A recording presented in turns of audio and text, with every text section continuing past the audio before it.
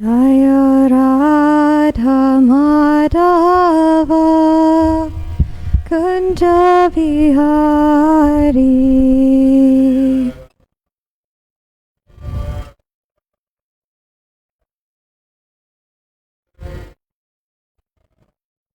Jaya Radha Madhava Kunja Bihari.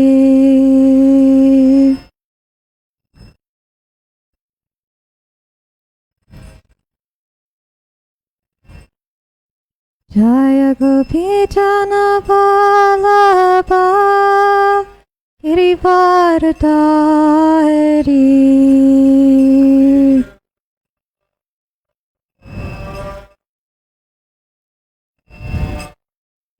Jaya Gopi Jana Vallabha Girivardhari.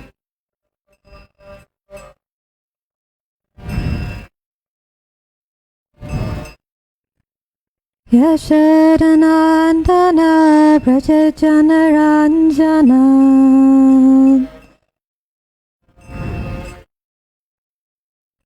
Yashodanandana Braja Janaranjana.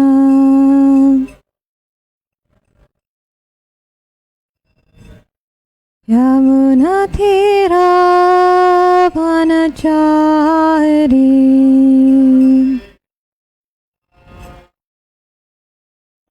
Yamunatira Vanachari.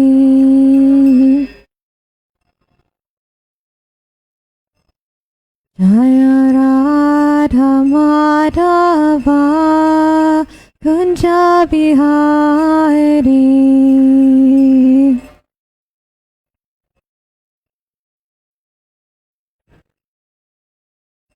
Jaya Gopi Jana Vallabha Girivardhari.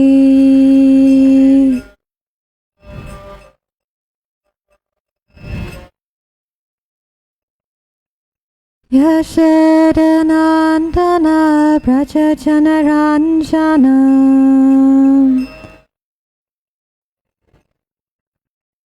Yamunatira Vanachari.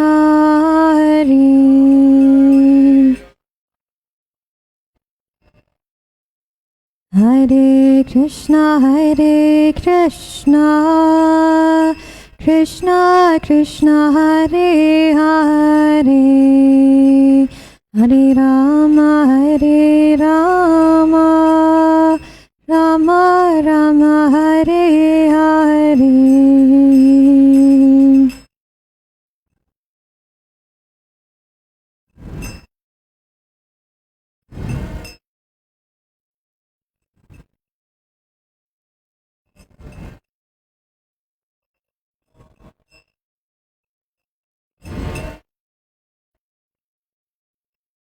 Hare Krishna Krishna Krishna Hare Hare, Hare Rama Rama Rama Hare Hare.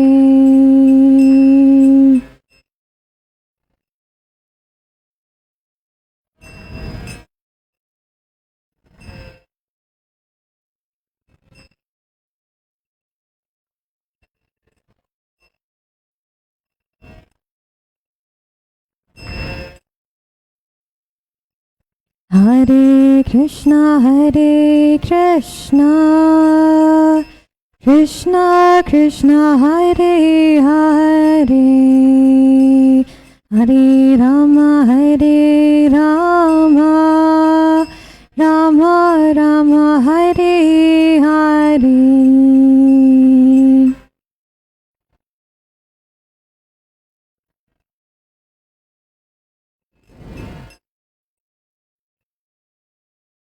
Hare Rama Rama Rama Hare Hare. Srila Prabhupada ki, Ananta Koti Vaishnava Vrinda ki, Gaur Pramanande.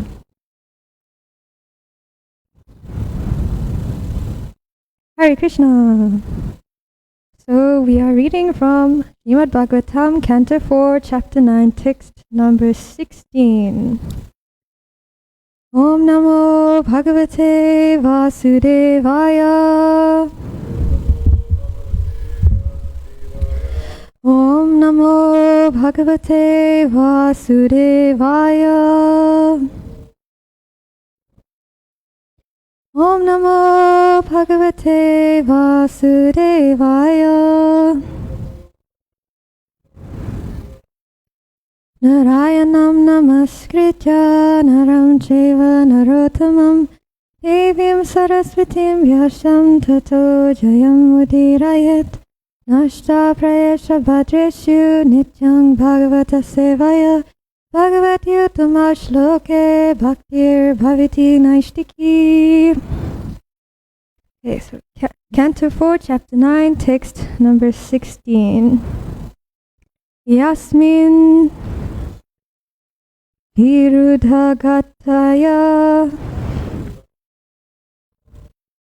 Hi Anisham Patanti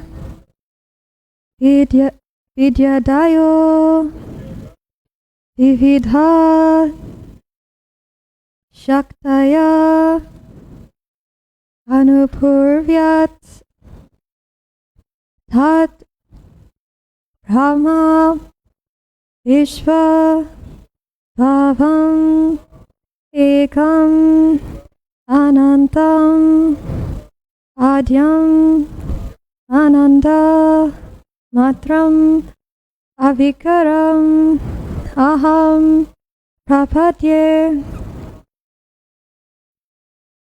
Yasmin Viruddha Gatayo Hyanisham Patanti.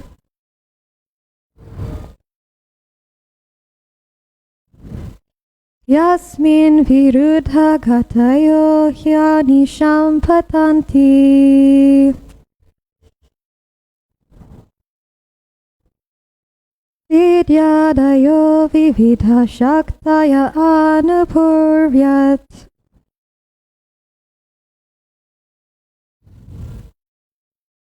Vidyadayo Vividha Shaktaya Anupurvyat.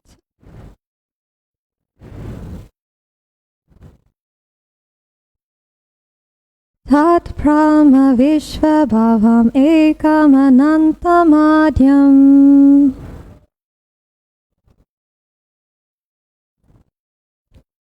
Tat Brahma Vishva Bhavyam Ekam Anantamadyam.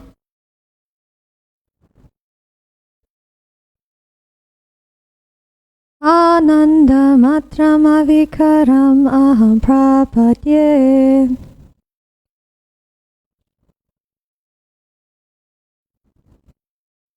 Ananda Matram Avikaram Aham Prapadye.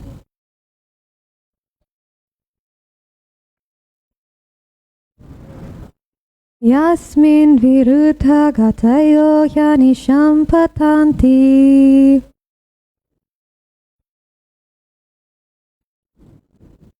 Vidyadayo Vividha Shaktaya Anupurvyat.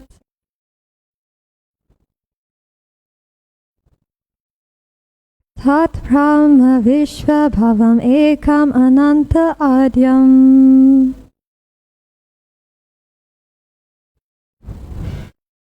Ananda Matram Avikaram Aham Prapadye.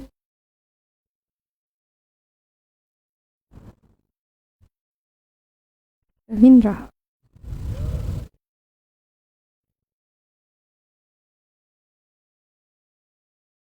Yasmin Viruddha Gatayo Hyanisham Patanti.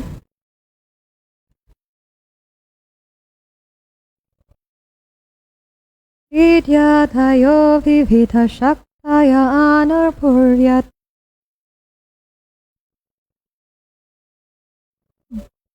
Tat Brahma Vishva Bhavam Ekam Ananta Adyam. Ananda Matram Vikaram Maham Prapadye.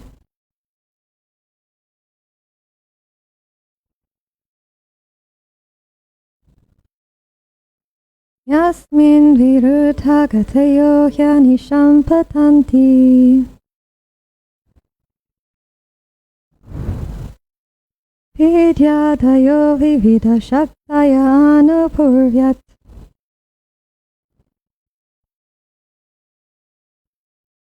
Tat Brahma Vishva Bhavam Ekam Anantamadyam. Ananda Matrama Vikaram Maham Prapadye.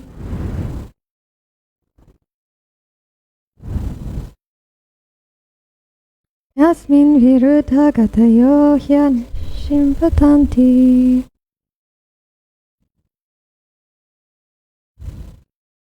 Vidyadayo Vividha Shaktaya Anupurvyat.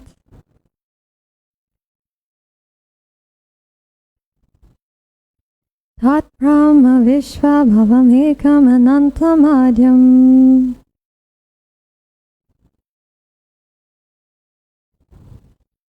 Ananda Matrama Vikaram Aham Prapadye.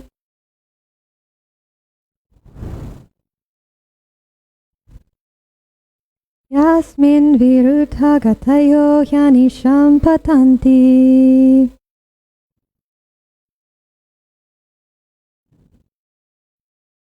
Vidyadayo Vividha Shaktaya Anupurvyat.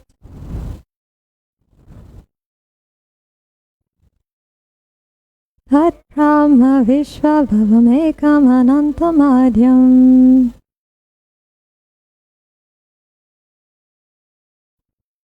Ananda Matrama Vikaram Aham Prapadye. Yasmin, in whom Viruddha Gataya,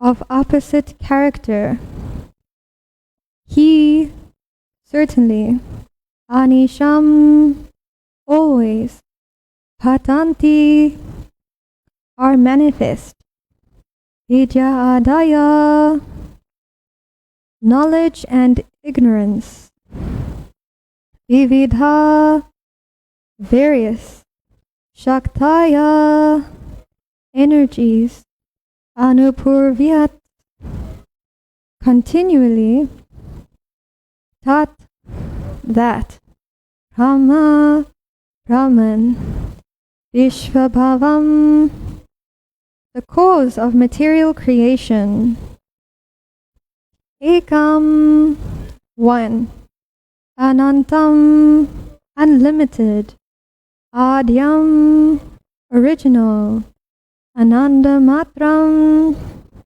simply blissful, Avikaram, changeless, Aham, I, Prapadye, offer my obeisances.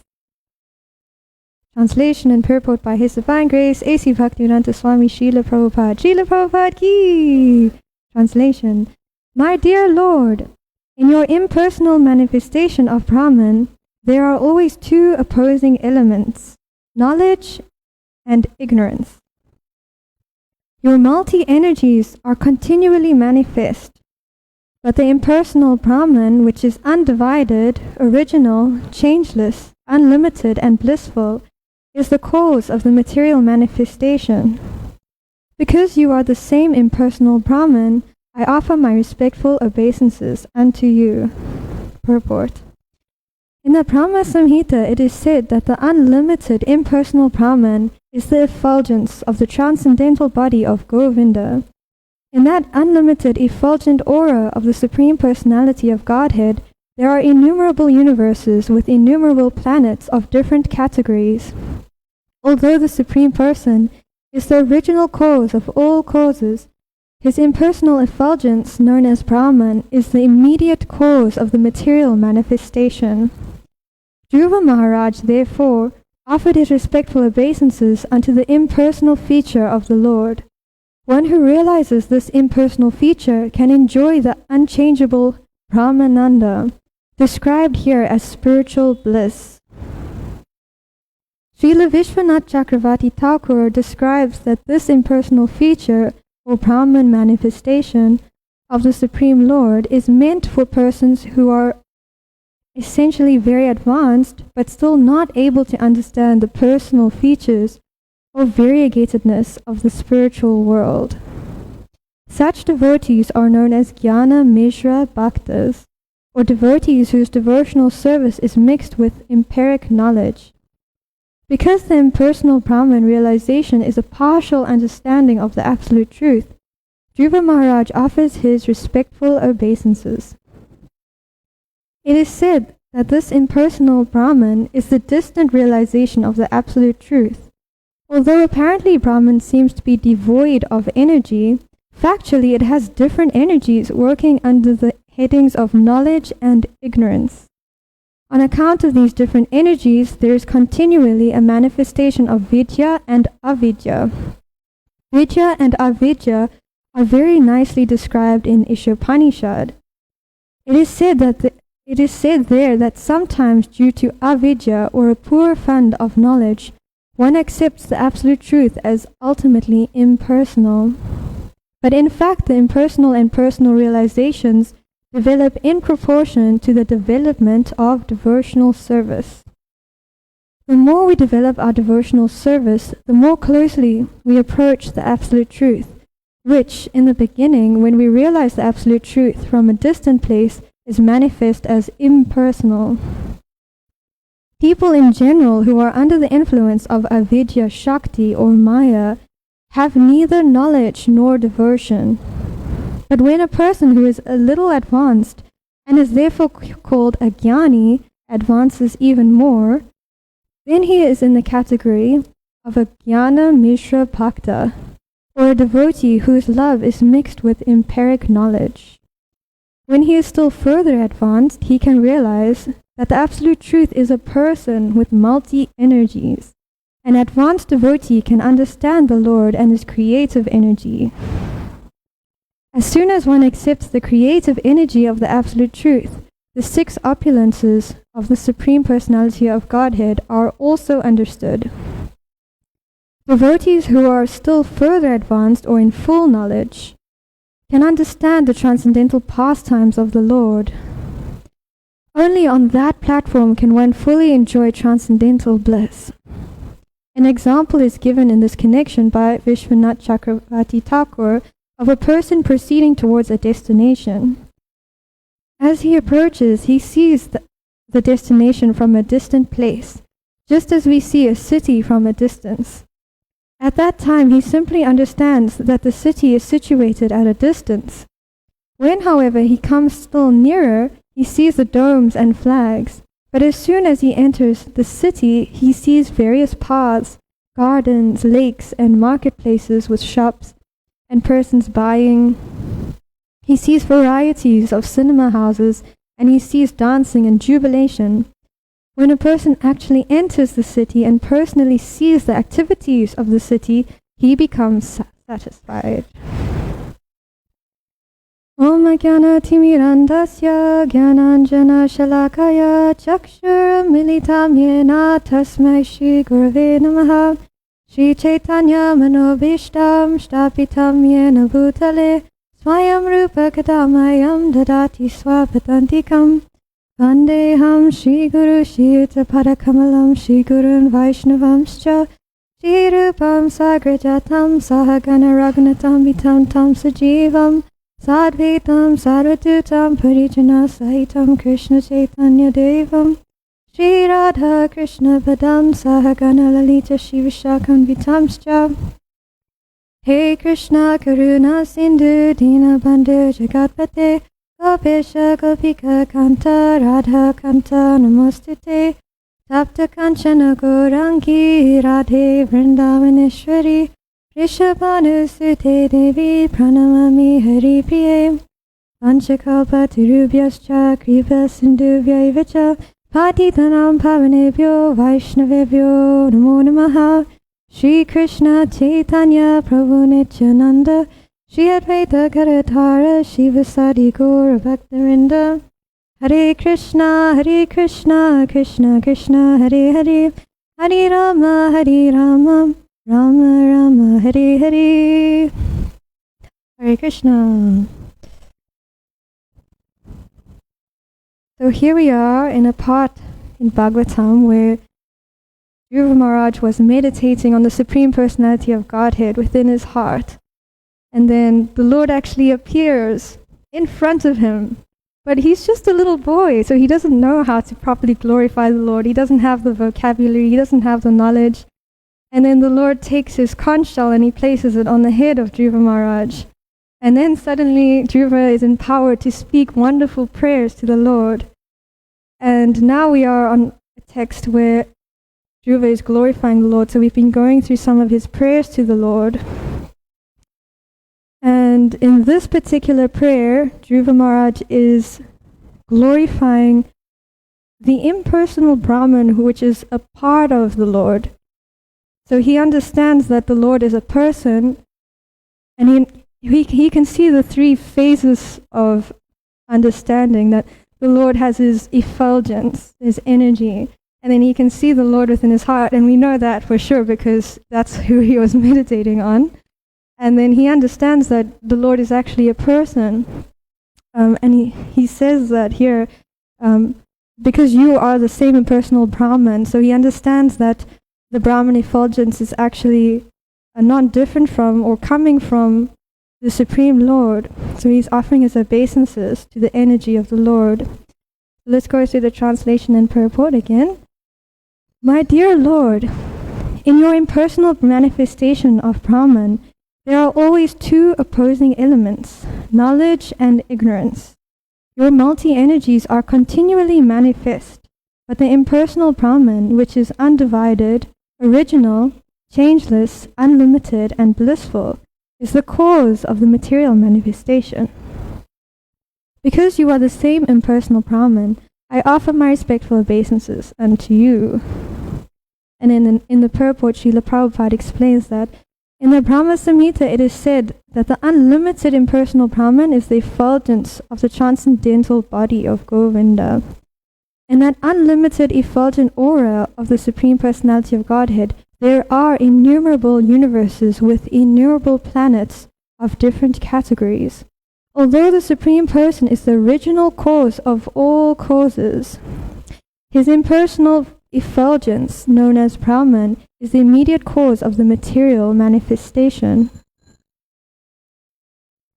So in many places, Srila Prabhupada gives this analogy of the sun. So we can see the effulgence of the sun. So we can understand that that effulgence and that light is coming from a source. And if we zoom in, we'll see that it's coming from the sun globe. Shri Shri Radharanath ki, Srila Prabhupada ki. And then if we zoom in a little more, we can see that on the sun globe there is the presiding deity of the sun gods. So we can understand that there's a personality behind this effulgence.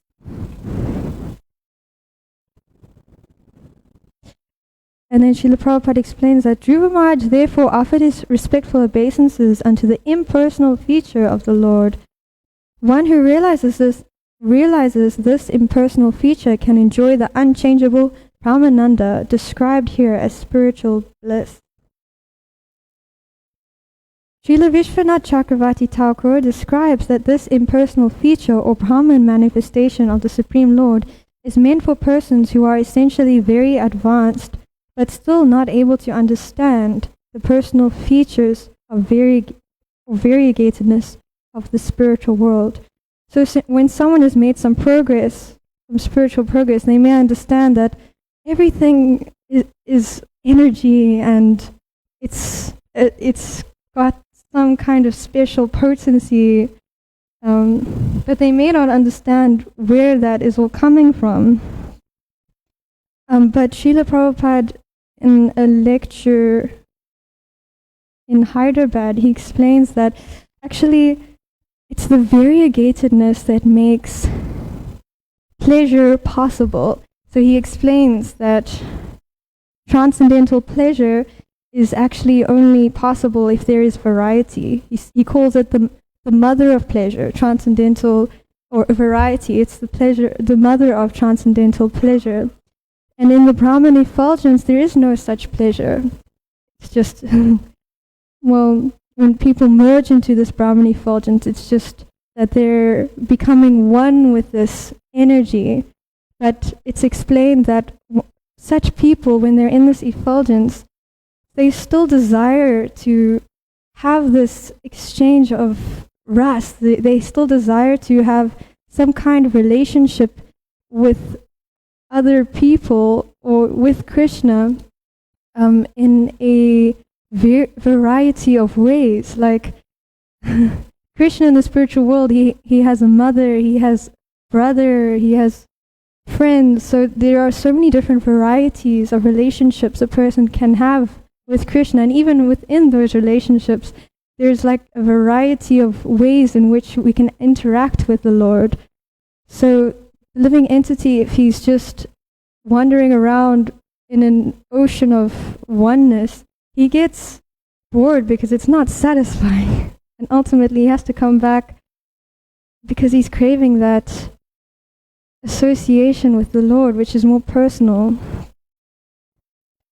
Srila Prabhupada explains that devotees, so he's speaking about the devotees who don't understand that personal feature of the Lord or the variegatedness of the spiritual world and just see like that impersonal feature. They're known as Jnana Mishra Bhaktas. So these are the devotees whose devotional service is mixed with empiric knowledge. Because the impersonal Brahman realization is a partial understanding of the absolute truth, Dhruva Maharaj offers his respectful obeisances. It is said that this impersonal Brahman is the distant realization of the absolute truth. Although apparently Brahman seems to be devoid of energy, factually it has different energies working under the headings of knowledge and ignorance.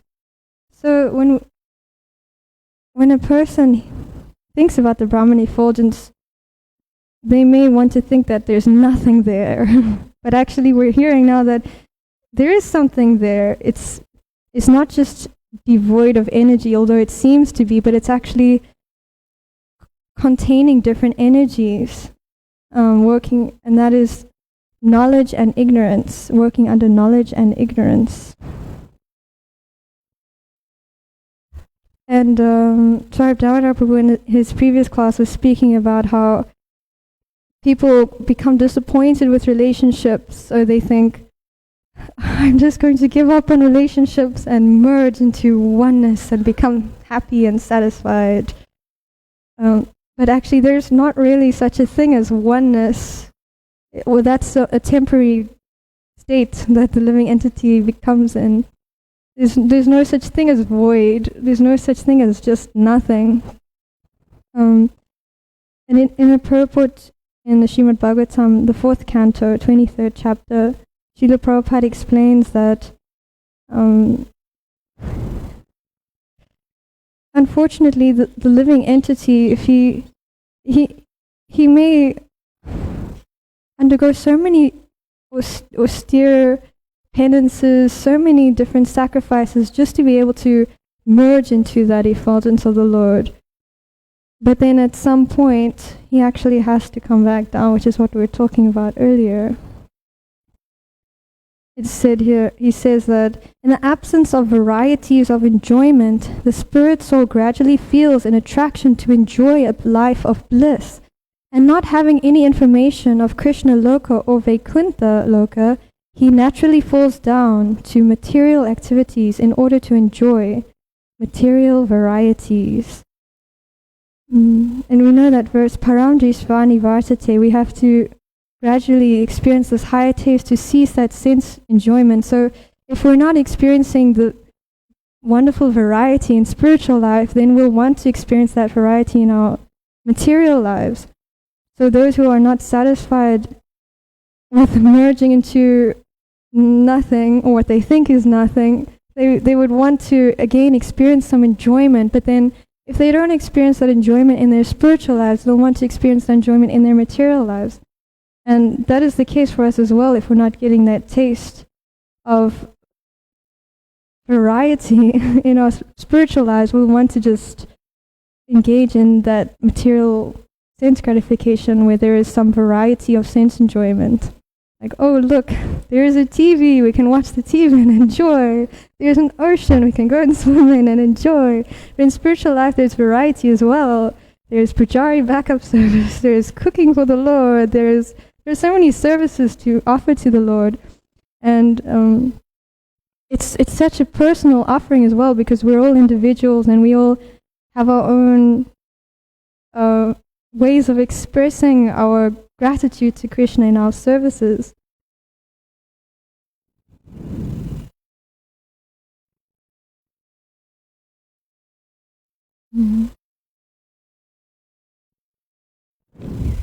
Okay.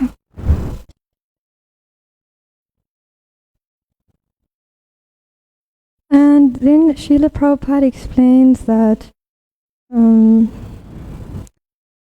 the impersonal and personal realizations develop in proportion to the development of devotional service. The more we develop our devotional service, the more closely we approach the Absolute Truth, which in the beginning, when we realize the Absolute Truth from a distant place, is manifest as impersonal. So maybe some people outside, or even us before we came to ISKCON, we may have had this conception of God as being this energy, and we may not have understood that He's a personality. But when we actually come closer to devotional service, then we can start to understand that Krishna is actually a personality. And it's only by that devotional service that we can start to develop that connection with Him as a person. Like maybe we start cooking for the Lord, and then we start to understand that I'm actually cooking for a person, for Krishna, and He's actually a person. Or maybe the pujaris are dressing the Lord, they're dressing Krishna, He's a person. So by that devotional service, we start to understand that Krishna is a personality, and that realization becomes deeper and deeper as we go into devotional service more deeply. And then Srila Prabhupada explains that people in general who are under the influence of avijja shakti or maya have neither knowledge nor devotion. But when a person who is a little advanced and is therefore called a jnani advances even more, he is in the category of a jnana mishra bhakta, or a devotee whose love is mixed with empiric knowledge. So now he gives like the different categories of devotees based on their devotional service and their understanding of the Supreme Lord. And he starts by explaining that when a jnani becomes a little more advanced, then he becomes a mixed bhakta. So he has some understanding of Krishna, that He's a person, but his knowledge is mixed with empiric knowledge. When he is still further advanced, he can realize that the Absolute Truth is a person with multi-energies. An advanced devotee can understand the Lord and His creative energy.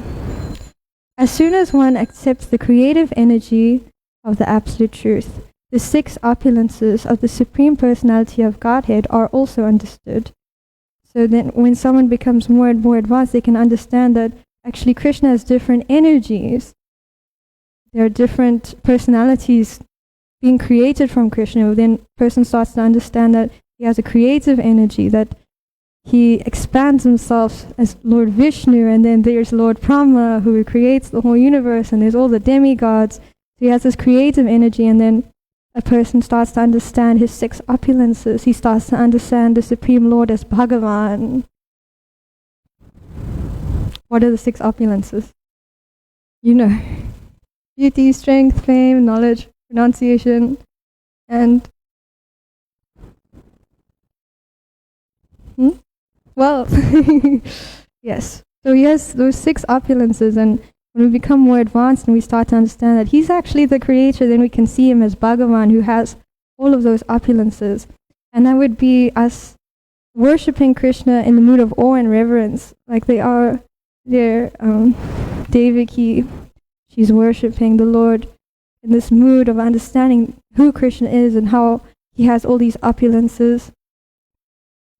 And then it's explained here that devotees who are still further advanced in full knowledge can understand the transcendental pastimes of the Lord.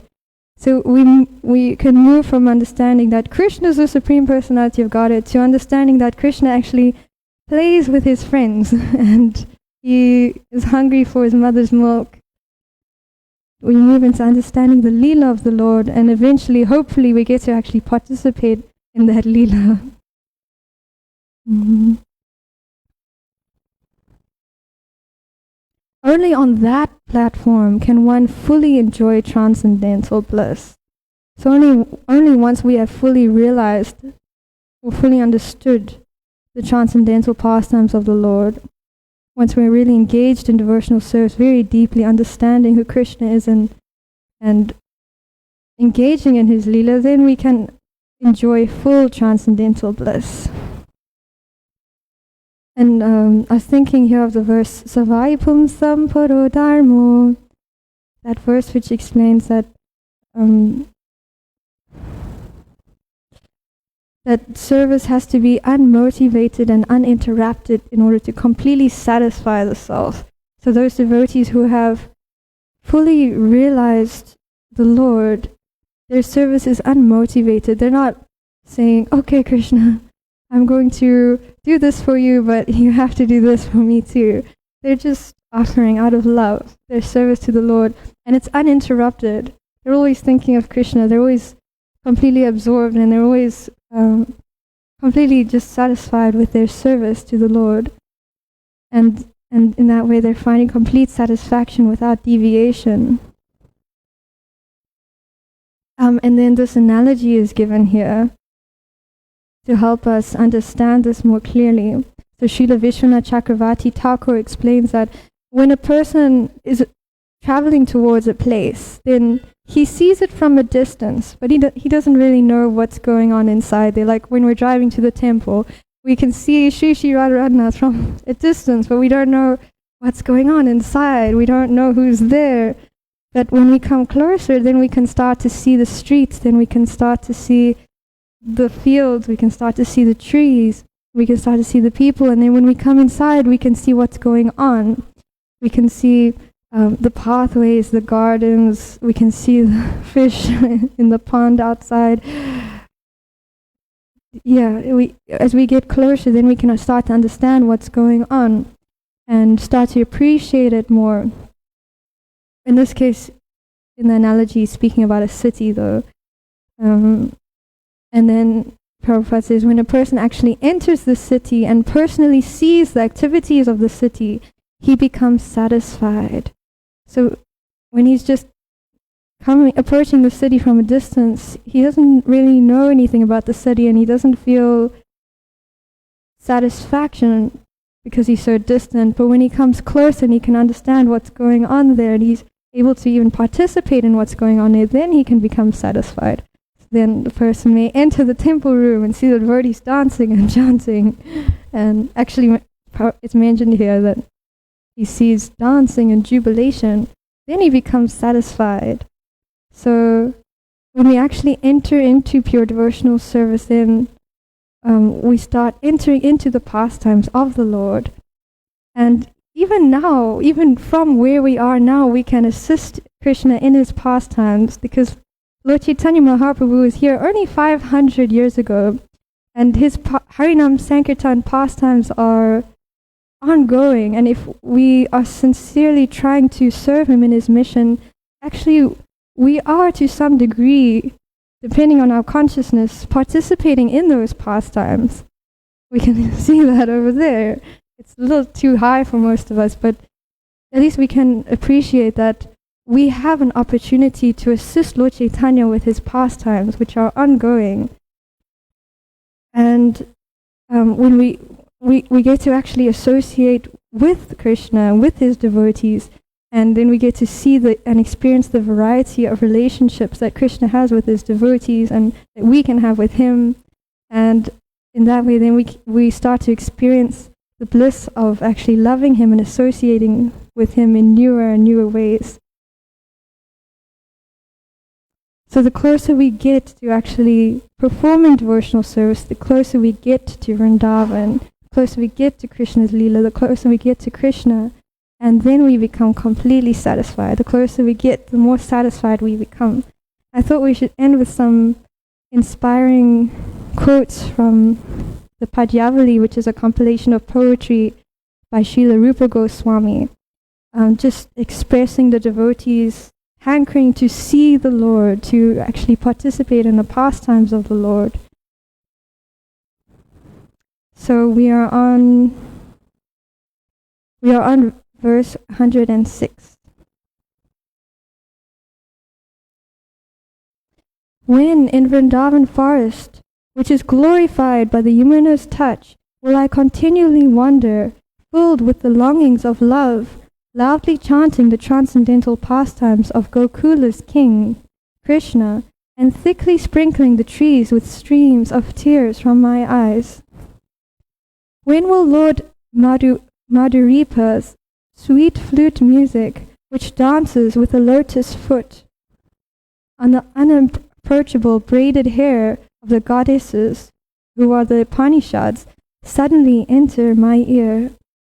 When will infant Krishna, charmingly decorated with a great peacock feather, wriggling his toes, and his lotus mouth placed on his mother's breast, enter the pathway of my eyes?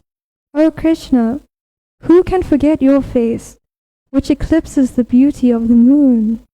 Who can forget your splendid transcendental form, delicate as a new tamala leaf?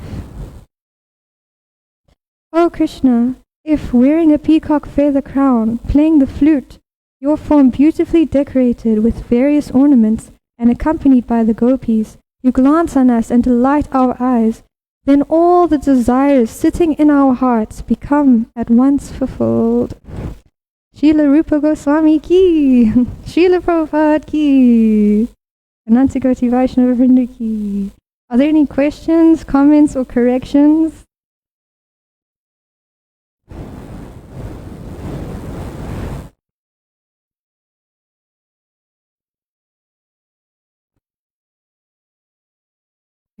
We'll end there then. Thank you so much. Hare Krishna. Srila Prabhupada ki.